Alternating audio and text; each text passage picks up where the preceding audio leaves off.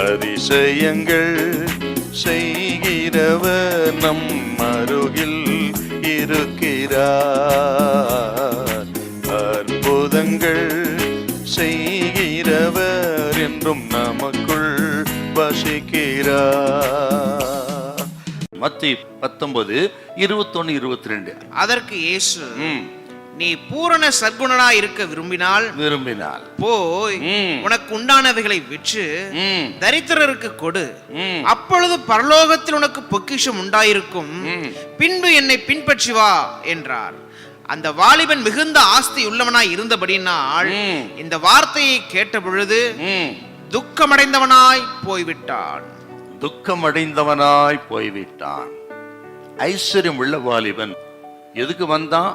ஆண்டவரே, நித்திய ஜீவனை சுதந்தரிக்க நான் என்ன செய்ய வேண்டும்? அதுதான் விருப்பம். அதிலே உறுதியாயிருக்கும்படி வந்தவன் தான். ஆனா அப்பா சொன்னாரு, உன் ஆஸ்திகள் எல்லாவற்றையும் விற்று தரித்திரத்துக்கு கொடுத்து விட்டு என்னை பின்பற்றி வா என்று சொன்னான்.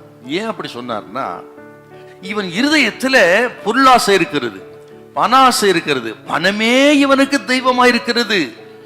பொருளாசையே இவனுக்கு தெய்வம். தேவன் இருக்க வேண்டிய இடத்திலே இவன் பணத்தை வைத்திருக்கிறான், பொருளை வைத்திருக்கிறான்.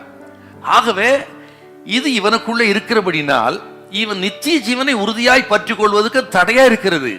ஆகவே தன் இடத்தை ஆண்டவர் கண்டுபிடித்து, உன் ஆஸ்தியை விற்று தரித்திரருக்கு கொடு.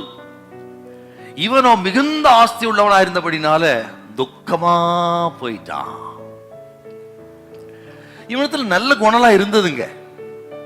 அந்த காலத்துல யூதர்கள் இயேசுவை தேடி வரக்கூடாது, சட்டம் இருந்தது, அவர்களுக்குள்ள போட்ட சட்டம். இவன் பகிரங்கமாக இயேசுவை தேடி வந்தான். நடுத்தெருவிலே முழங்கால் படியிட்டான். அதோட நல்ல போதகரே என்று சொன்னான்.